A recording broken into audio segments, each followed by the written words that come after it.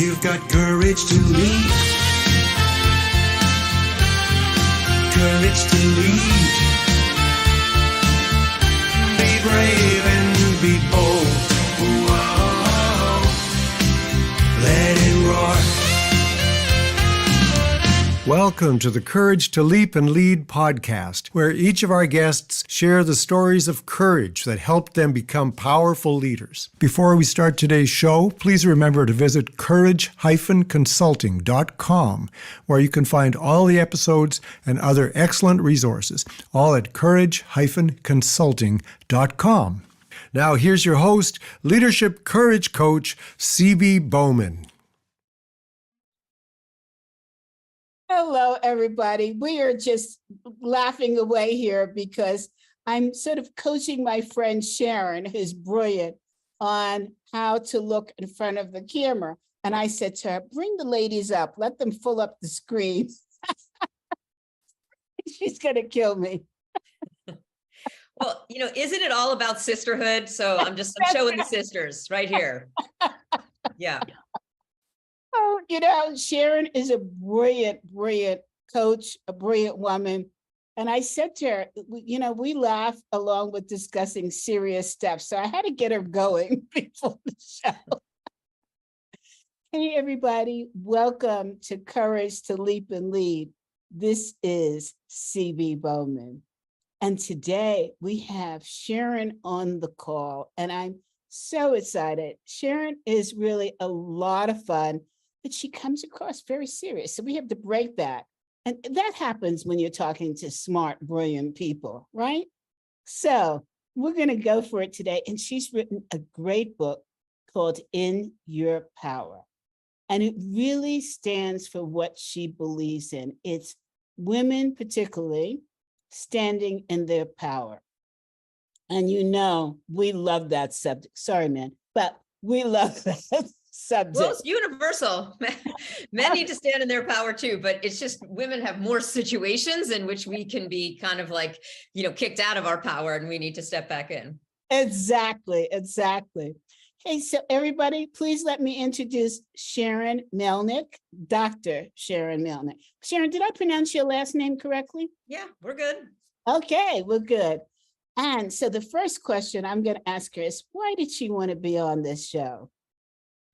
Well, that has everything to do with being able to have a fireside chat with you, CB.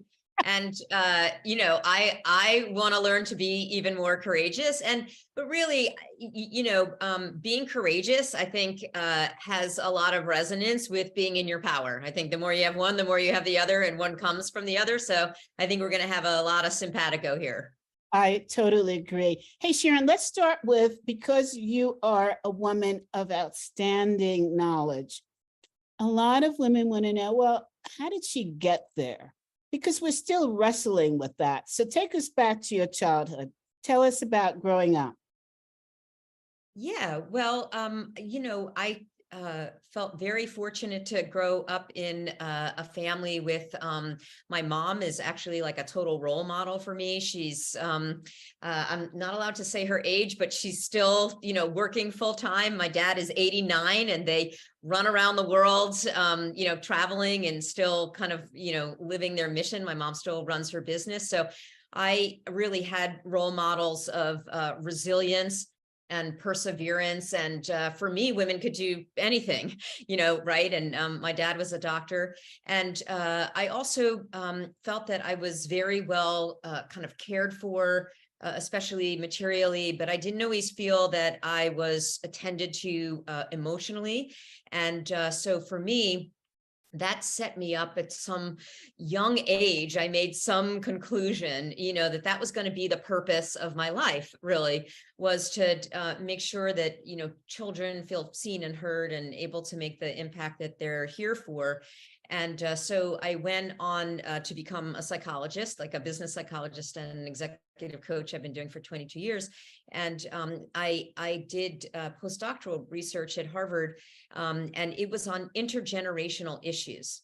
So it was on what you bring with you from your own experiences in childhood into your parenting in the next generation, or into your work, we could just say.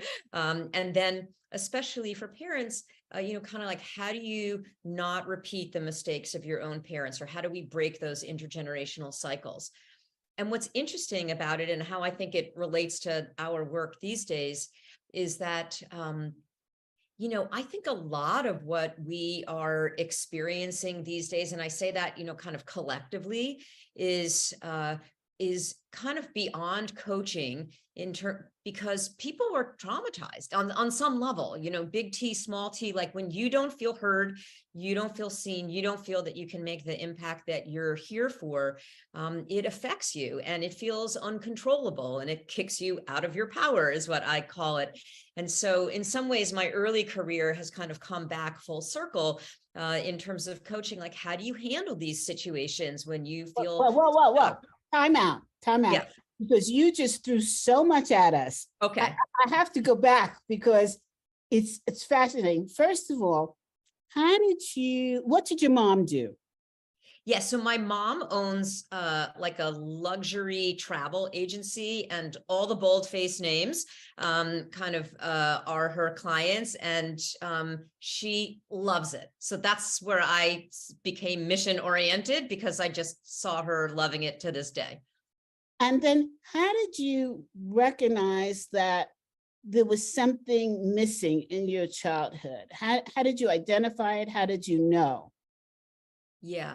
Well, I think that I was someone, and still am someone, who kind of struggles or has to be conscious about being in my power. Like I can easily feel, kind of look to other people in order to know how to feel about myself, or kind of wait for permission, or try to get other people to think well of me. I think I grew up with that pattern.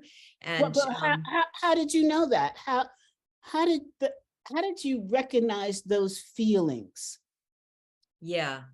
Well, when I'll tell you a story and then I'll come to the conclusion of it with that. When I was early in my career, I went to a rock concert. It was in Washington, D.C., and it was one of those like multi-artists where like they were all your faves, And I flew down from Cambridge, where I was, doing the research at the medical school. And when I entered the stadium, people were just starting to fill it. And there was a cluster of people over to my left. And I looked over, and there was one person who I recognized. It was Tipper Gore. She was the wife of the then Vice President Al Gore. And she was known to be like a champion for women's empowerment and families. And, this was a moment of courage, CB. I went right over to her without overthinking of it. And I stuck up my hand. I said, "Hi, I'm Dr. Sharon Melnick, and I do this research, at Harvard. And I've been helping people from difficult childhoods, sort of have confidence and resilience and make the contribution they're here for." And so she's like, her interest is piqued, and we like get into a conversation. And at a certain point in the conversation, she turns to her chief of staff and she says, "Melissa, would you get Dr. Melnick's contact information? We want to bring her down to the White House to share the policy implications of her research." So we wrap up our little estrogen fest, you know what I mean? And I go home, I write up a little something, I send it off, and I don't really think of it. Several weeks later, I'm tying up my sneakers to go for a run. The phone rings. "Melissa." And we start talking, and she's telling me about the initiatives that Tipper has. This is her speaking directly to you? Yeah, so Melissa calls me, and she follows up with me, and she's telling me about these initiatives that Tipper is doing that's serving millions of families around the country. And I'm getting so excited. Like, I'm just thinking about like, this is the coolest thing, and she's affecting all these people, and I could help them, And at a certain point, she pops the question, and she says, "Will you come down to the White House to share the policy implications of your research?" So I picture myself around that table at the White House. And what do you think I say, CB? Please don't tell me you said no. Well, of course I say no. Well, I didn't exactly say no, but I did say like, "Well, I'm still figuring out what the research says. Let me get back to you." And as you know, history never afforded me that opportunity. So I had the courage kind of I I had what a lot of us had. I had that disconnect where I knew in my mind I was really good at what I did, and I was award winning, and my clients and patients were getting so much better, but I didn't feel in my bones when it came to the moment. And I pictured myself around that table at the White House, and you know what I thought? I thought they're going to think I don't know enough.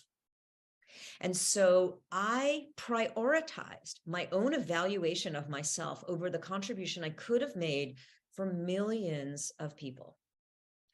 And this is where that courage comes from, right? I mean, so I had that, like the first level of it, like the role, like I'm good at my role, I can do this. And that's what, I went over and I shook her hands and I introduced myself.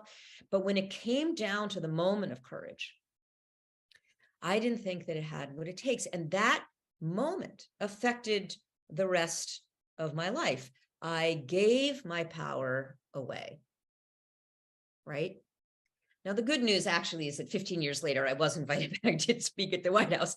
But, you get a second chance when you come into that courage and when I started living my life in my power. But really, that was a moment, we can deconstruct that moment. But the way that I think about it is I gave my power away because I saw myself through their eyes, not through my own. So when you say, how did I know? It's because, when you're not in your power or when you're giving away your power, you feel very vulnerable to how other people might think about you. And you can live in that insecurity or in that fear, or you can exhaust yourself trying to control how other people think about you so that you can think a certain way about yourself. So it's very mental, it's exhausting. And when it comes down to the moments of truth, you don't feel like you can count on yourself because you're kind of tracking how other people think about you. I'm speechless because as you were talking, I went through my head and I thought, how many times have I done that? And I don't know whether to be angry at myself, angry at others for allowing me to do that, or happy that I see it now and can do something about it now. Or all of the above. Thank you, doctor, because audience, it takes a lot to make me speechless. That just did it. Not fair. And you did it in front of my audience. It's so universal, So, but I want to go back to my question of how did you know this when you were so young? Yeah. Because that was the original shift in your life. Mm-hmm. Yeah. I just knew that. Was it something your parents did or didn't do? When you talk about intergenerational, what was the defining moment? Yeah. I think there were just ways in which I felt very vulnerable and felt like I knew that I was kind of looking to other people and I didn't have some sense of security in myself. And when I would hear about stories or situations of other people who didn't feel like they had control or couldn't live up to their potential, I identified with that. I felt like I know how that feels. And I wanted to grow the strength in myself to be able to see myself and count on myself and so that when others loved me and others empathized with me and saw me, it would be the cherry on top of the ice cream sundae. But for me, it was the thing. I didn't have it, you know what I mean? Without looking to other people. And I was leaking my power, you know what I mean? And Yes, it's I do. suffering. it's suffering, because you're always tracking other people. And so I would hold myself back or decline invitations like to the White House, or I would be perfectionistic. And if I wasn't enough, then nobody around me who loved me could ever be enough to, for me to feel enough in my own self. So there was a lot of pressure, on myself. And so I lived my life in that way. And it wasn't until I did the research that I realized that came from kind of a conviction that I had about myself, where I didn't really feel good enough. And then I just started to see how it was like everywhere, in my behavior, everywhere in my life, and it was going to hold me back until I could be in my power, where I could source my confidence from within. And I learned, then as I started getting into personal, relationships, that at the beginning, maybe I was trying to get love. And then I started to try to be love. And I could see that I was trying to get love, as we do in our personal relationships or in our workplace. And instead, I started to feel lovable, because those I could control.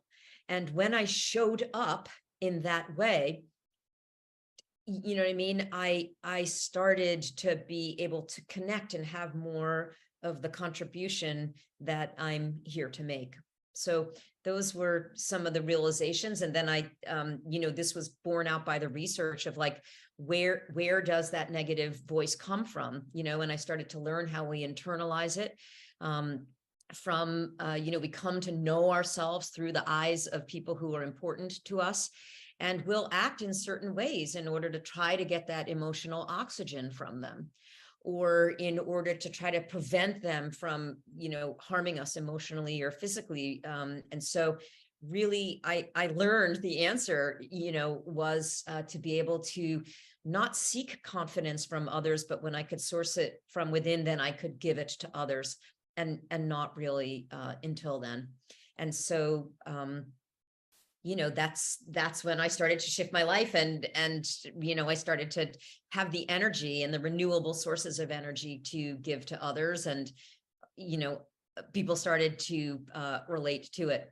And one thing that's kind of interesting, just as an aside, I was giving a talk a few weeks ago, and somebody actually asked me about the research, which isn't usually the case. And so I'll just say, as an extra, emphasis, an extra dot on the I, is that, if you asked me, like, what's the one thing that would enable someone who had a difficult experience growing up to not repeat that with their own children?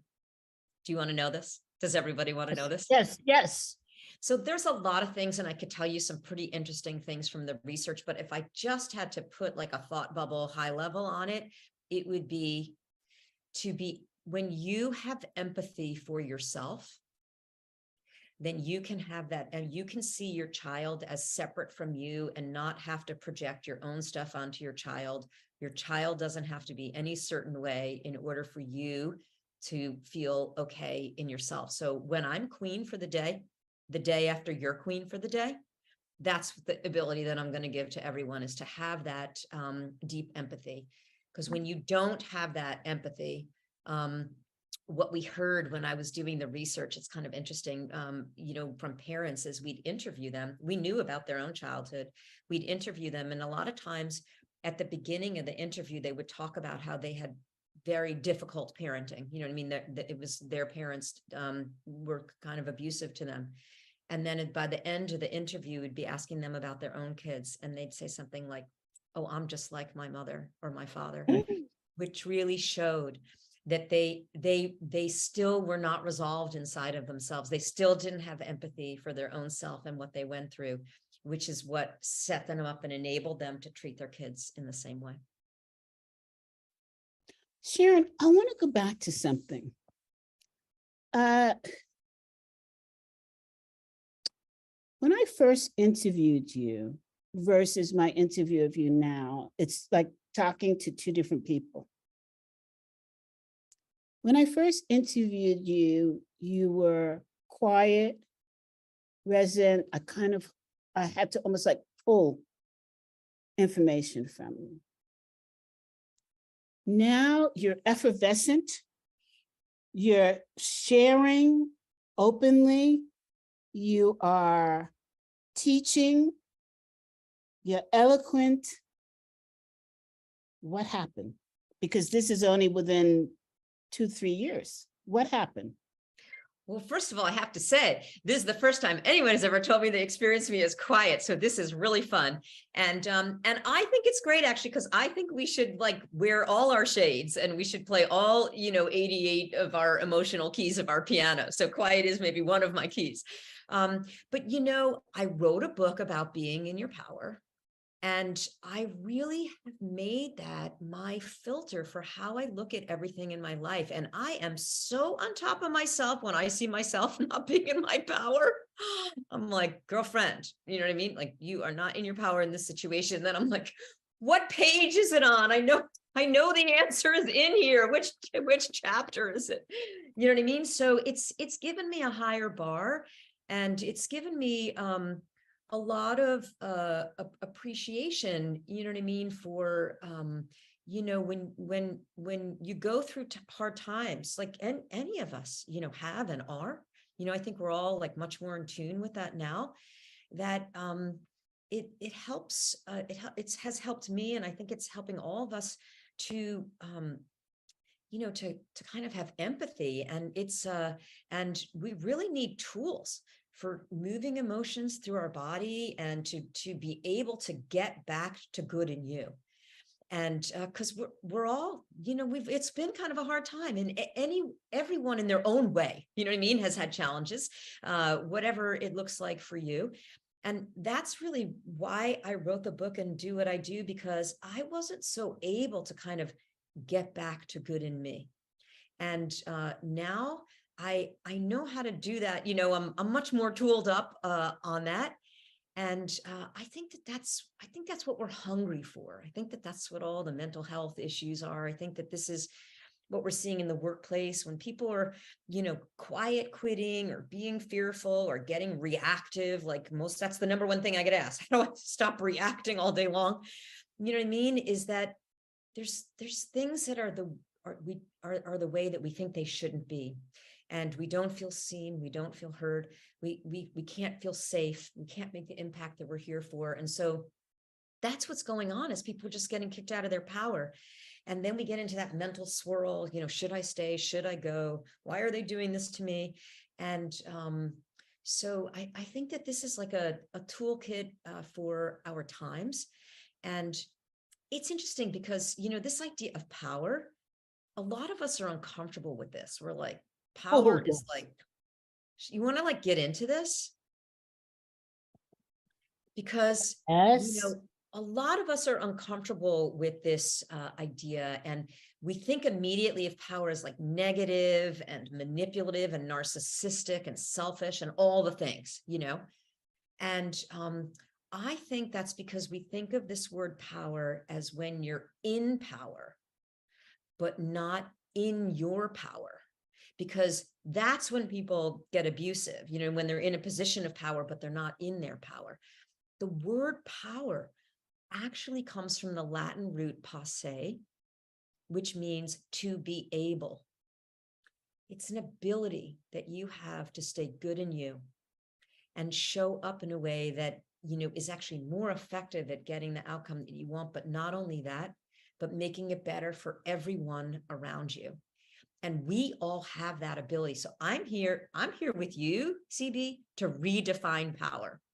Because when you're a woman in your power like yourself, you raise everyone around you. I'm so glad you said that, because, and I still want to go back to my original question. Why is it, and I want to make an outrageous statement, that women particularly feel like power is a dirty word? Why? Well, because the way that we've thought about power is force. It's power over others.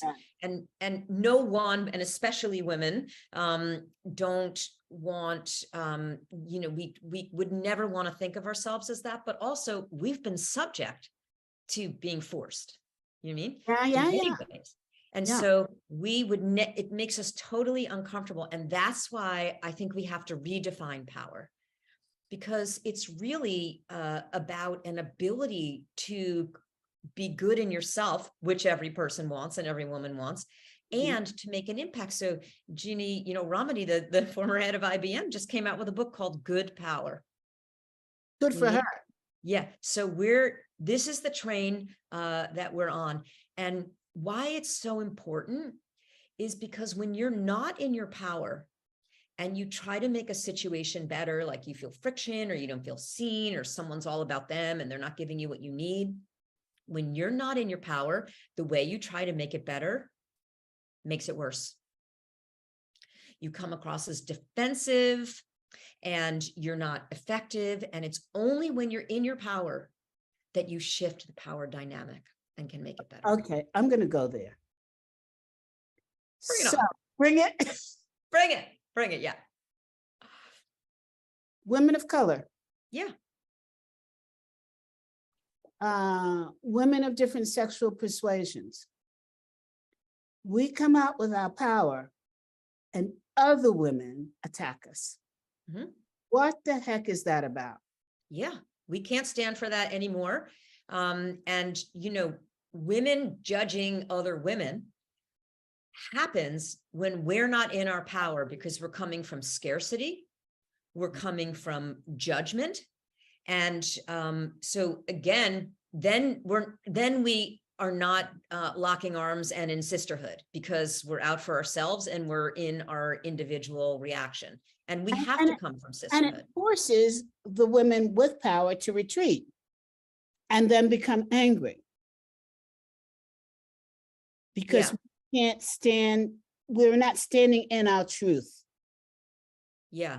So I think sharing your powerful truth, being courageous in the way that you model and write about in your new book, this is definitely, I have a whole chapter on sharing your powerful truth, in my book, In Your Power. So this is definitely, and the thing is that I think that we can talk about like displaying emotion in the workplace. I mean, the workplace, emotion is sucked out of the workplace. That's the value, is that like there's like no, emotion.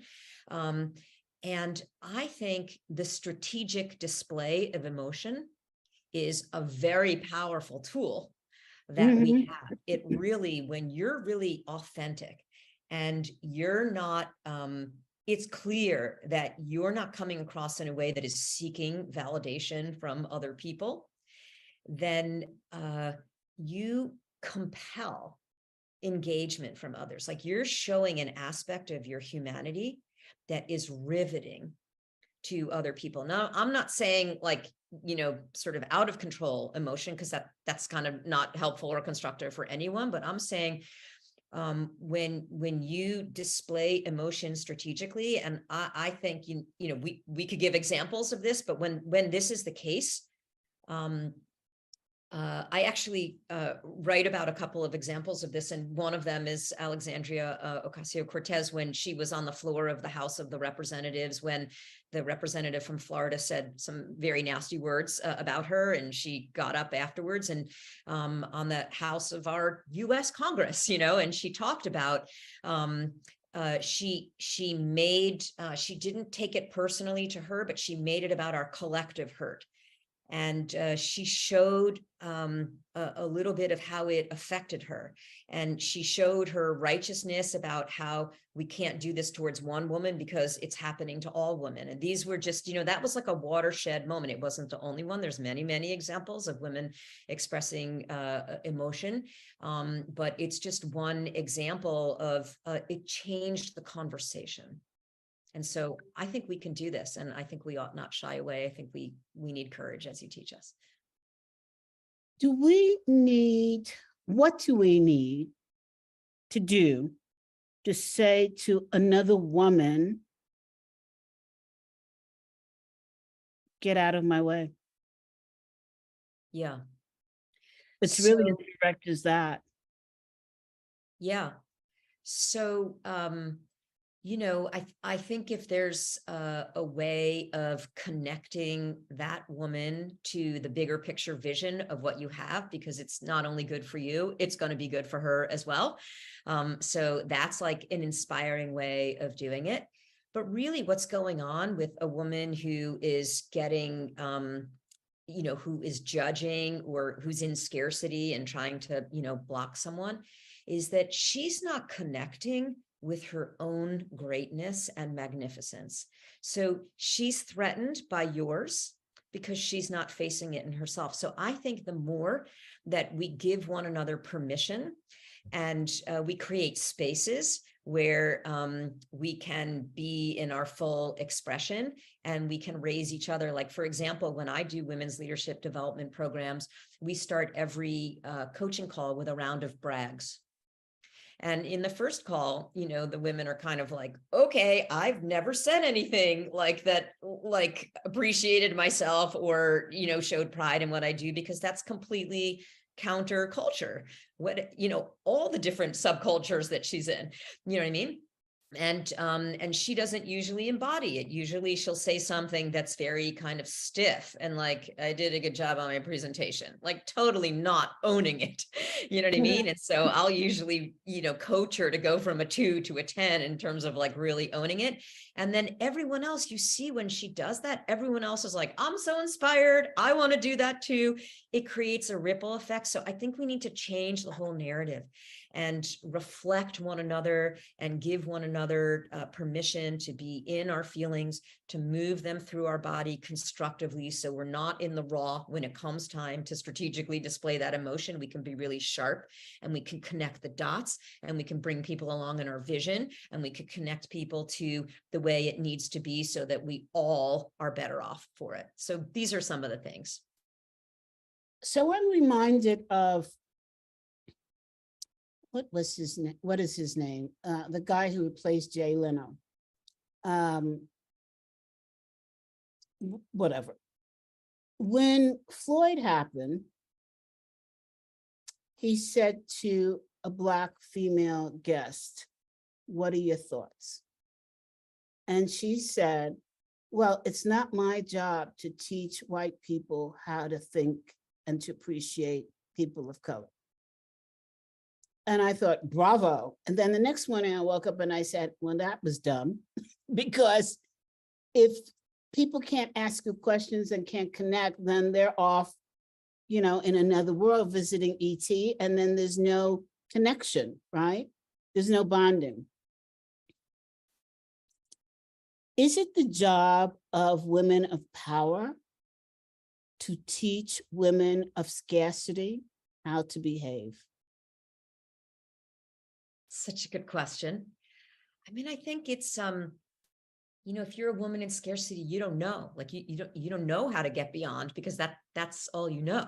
You know what I mean? So I think it's, yes, to teach, but I think more to create spaces and to create norms and to role model. I mean, the best thing that you could do is to role model, you know what I mean? And then you don't have to do any extra energy for anyone. You just have to like walk through your life. You know what I mean? And like, again, that's that whole idea. When you're a woman in your power, you raise everyone around you simply by the way you show up. When I got onto this Zoom call with you, just like, boom, just the very first, your energy and your presence and your role modeling, they like just lifted me right away. It's such a small example, but we can be doing it. So every woman who acts with courage, every woman who acts with power, can be doing this. And if you see it as your mission, then you can go beyond walking through your life in this own way, and you can create. And we see this a lot. There's a lot of creating women's,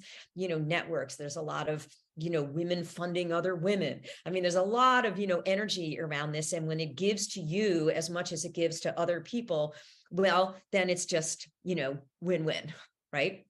Yeah, I love it. I love it.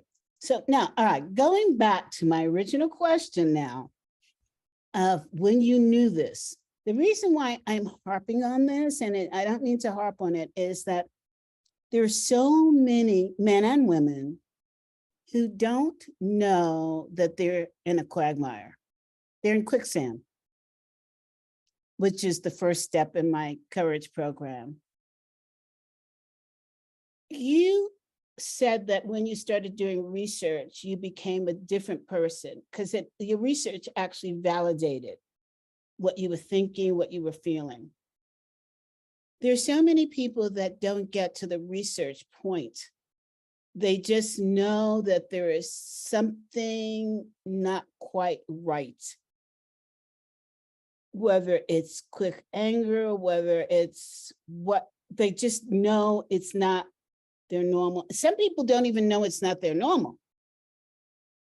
How can those people who are listening understand that there's an opportunity for them to create their time, their sense of being, their power?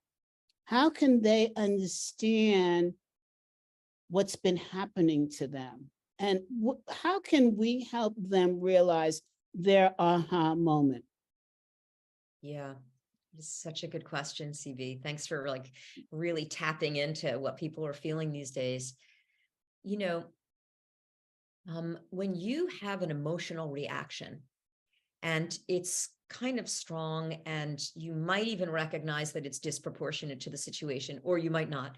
But, you know, if you're living in that mental swirl or that emotional hijack and you are rehashing things in your mind, so it makes you not be able to focus.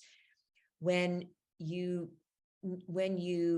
have the awareness that you might be showing up as kind of a diminished version of yourself. And when there's really a gap between who you want to be and who you're showing up as. And when you find yourself in your mind talking to the other people, like, you shouldn't treat me that way. I wouldn't do that. That's not the way you should do it. This isn't the way that it should be. And all of that, when your inner soundtrack is talking to the other people or about the other people and justifying it in your mind, it's a good sign that you are not in control. Like, you're more the casualty than the creator of your situations. And a really simple metaphor that's like such an easy like assessment, you know, for your question, is that when you want to notice as you're going through the day, are you more like a thermometer, meaning like your mental and emotional state is kind of going up and down according to other people's actions or the circumstance that you're in? Or are you more like the thermostat? Because if you're more like the thermometer, you want to shift to be more like the thermostat. When you're the thermostat, you set the tone. You decide who you are and what you think about yourself. You know your yes and your no. You have a vision of how to make it better, and you can bring everyone else along. Like, that's what the thermostat does. It's like, what's the temperature and the airflow and the motion of people moving in the room, like takes all the factors into an account and brings everything into like, it's going to be 72 degrees. And that's what I mean. Like, we all have more power than we think, and we can be the thermostat, but most of us go through our lives being the thermometer. So that's a question that you can ask yourself. I love that answer. Absolutely love that answer. It makes it crystal clear on how to evaluate yourself. Okay, Sharon, let's go there now. Tell me about what you consider to be, in your personal life first, your greatest failure, and how did you turn that into success? Personal life. Well, let me talk about two things. So I would say overall, it wasn't like just a moment, you know what I mean? It was like many years of being out of my power.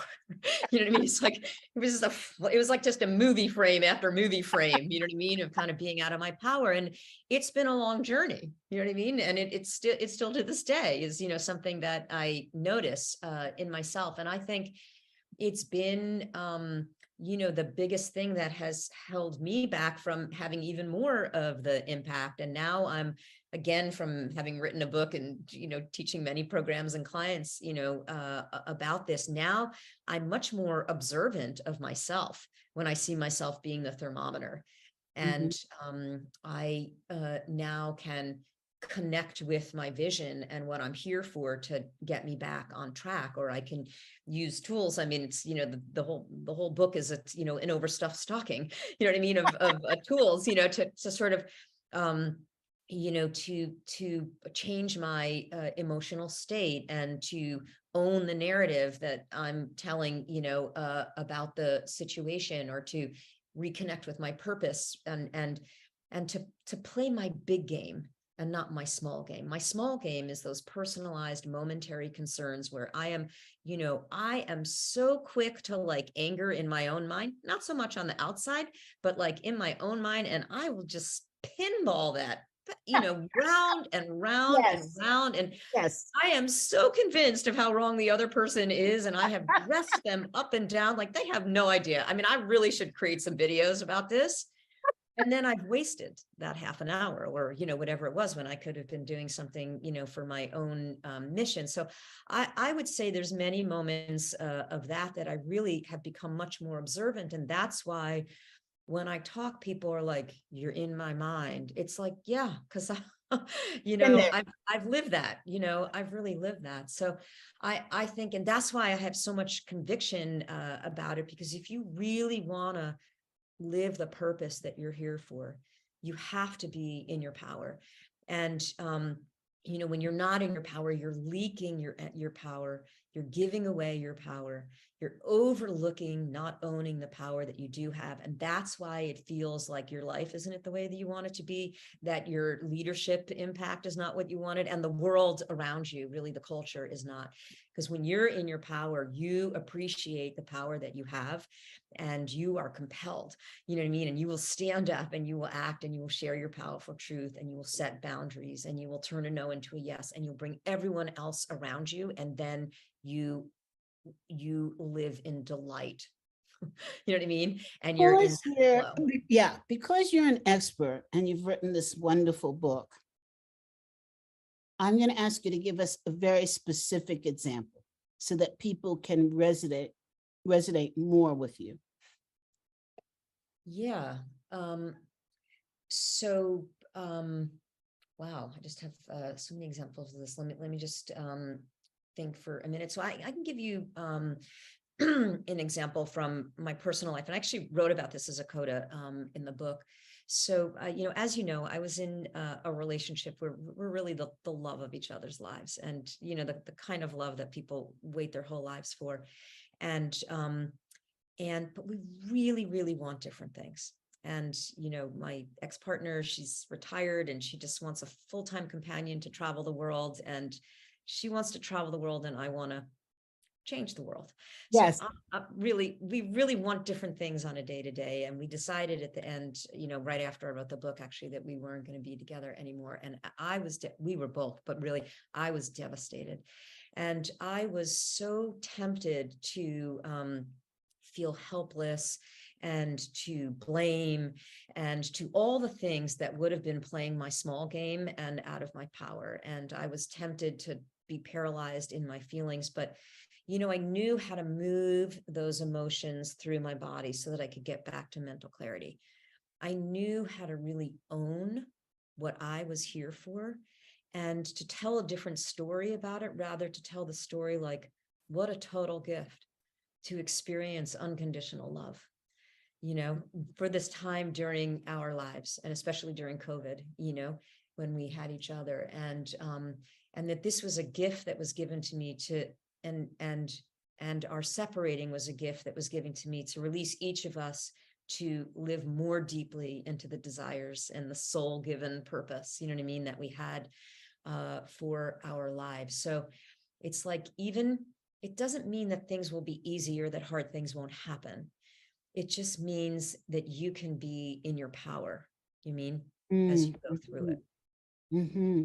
I love that example, because so many people are crippled by relationships that end, instead of celebrating the time that you spent together and that power that it gave you to move forward and to be a wider person, right? To be able to bring more into your life. Love it. I love it. Yeah. Can I say one more thing? Actually, you asked about times that I wasn't courageous or in my power. And I want to bring up something that you and I have talked about before, which is showing courage as a white woman. And so I was a part of a community of entrepreneurs for many years. And I was also a part of a women's leadership, like industry-wide association. And both of these, I had spoken at their conferences many times and been a part of leadership and had deep friendships. And when it came to the Women's Leadership Association, for a few years, it started to become in my consciousness. This is several years ago. I was like, there's a sea of white faces here. This does not feel right for me. This doesn't feel safe for me. And you need to do better. And I was whispering in their ears, and I was giving them, like, I told them they needed to bring in Minda Harts as soon as her first book came out. And, and I was like, you need to do better. And I showed some courage in speaking up, but there wasn't that much on the line for me, because whether or not I did it, there wasn't any consequence for me, but it was just something that I felt and that I knew was right. And they did, and they've gotten much better, and they're very integrated, diverse, and bringing support to a lot of women across the industry. But I was a part of this group of entrepreneurs, and it was a sea of white faces, and I knew it. And I decided to stop going to their conferences and really kind of just bow out a little bit of the community, because I just thought they don't get it. And I did not show courage. I should have gone to the leadership, because I knew these people, they were friends of mine, they were mentors, they were friends. And I should have gone to them and I should have said, like, you are totally missing the boat. You are failing. So many entrepreneurs of color. And I should have really shared my truth. And instead, I played my small game. I just sort of I didn't speak up, and I just said, I'm just not going to participate in this because it doesn't match my values. And then a few years later, or whenever it was, I guess it was, I don't remember exactly the timing, but it was probably during 2020, when we just grew a lot more consciousness than we should have been having all along, of diversity and inclusion. And people in that community really called out, people of color in that community really called out the leadership.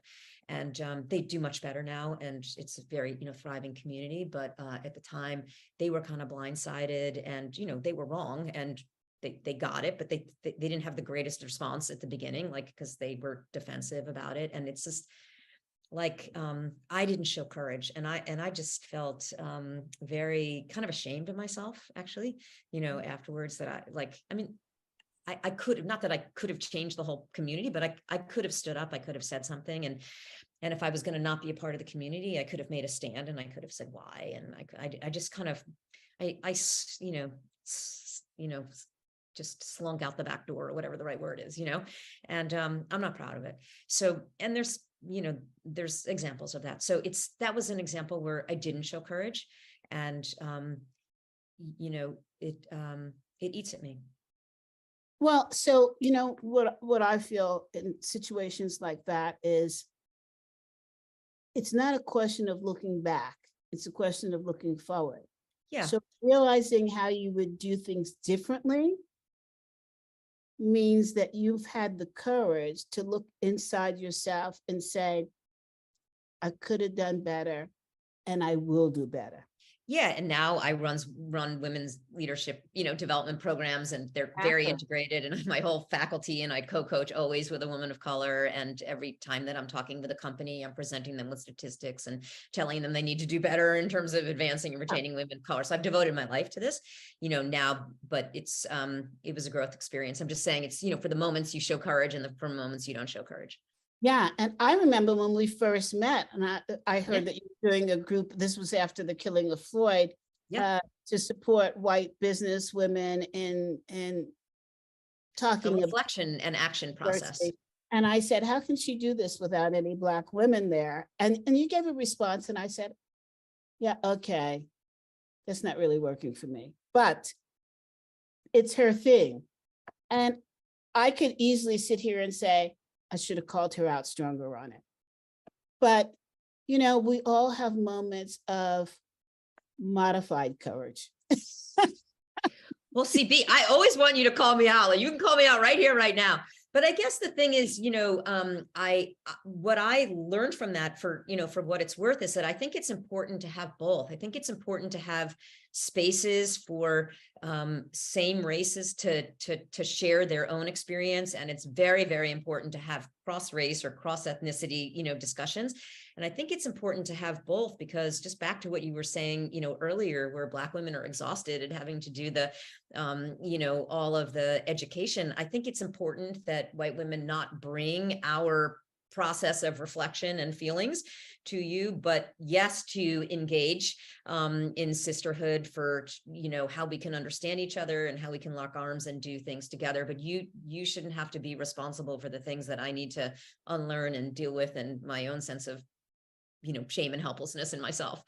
No, I'm going to disagree with you there. Okay, well, bring it on. I love it. Yeah.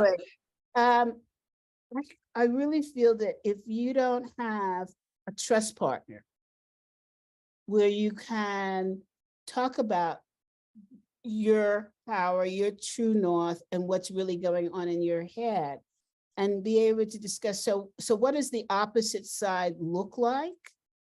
Then there's no togetherness, because then there is that break in allowing two people to have that true respect for each other's process and the way they've raised and the way they were taught, et cetera, et cetera. You know, and I'll give a really good example, you know, being from a family of color, my parents never taught me anything about racism. So when I grew up and started dating white men, my father was very upset and I could not figure it out. Well, there was no conversation that allowed me to figure it out, right? So instead, I became angry with my father. If he had said, we brought you up without racism because we want to see a different world, but these are the things that we experienced as a result of racism, I would have understood a total picture more, right? So it's context is everything. That's the same kind of scenario. You want to protect me from what you've had happen to you, but you never explained. So I didn't understand and I got angry. Yeah, totally. Well, thank you for telling me about that. I just think we, and again, I'm totally, you know, open here, and always want to be called out by you. But I just think we need all aspects of the conversation. You know what I mean? We just need all of it, and more of it, and more transparency and mutual respect, and safe spaces. You mean? I don't think it's much difference than in your personal community, right? You know, I was very fortunate that I went to art school. So to me, regardless of what your sexual orientation is, what your color is, what your background is, Parsons School of Design, we were all one. Mm-hmm.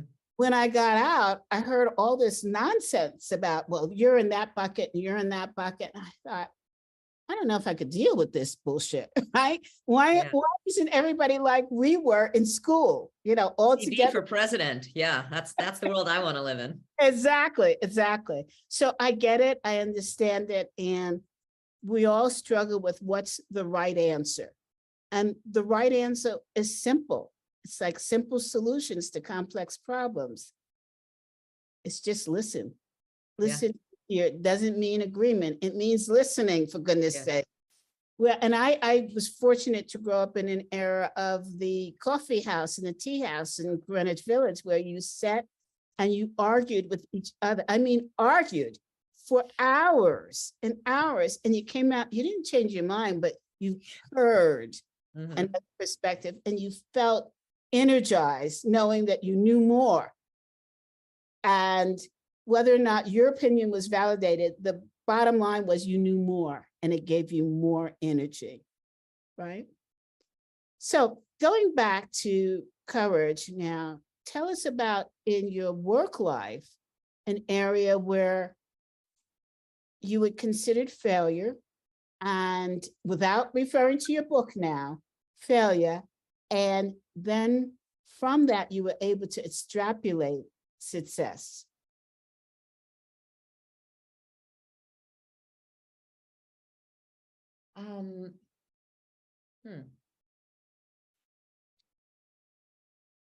Well, one of the things that I think I'm doing right now actually is I think I'm trying to change the conversation, and that I think I'm trying to say, when we consider burnout, for example, it's one of the main things that people are talking about these days. What I observe is that we've traditionally thought about burnout comes from like too much to do, not enough time, like too much to do, and I don't. Yes, I think everyone's like, circuits are overtaxed. Like, I think that's the case, but I don't think burnout comes from too much to do. I think it comes from too little power. And whoa, that's a concept wow, I hadn't thought about that. So I think what's really burning us out So, is not Sharon, that. time out.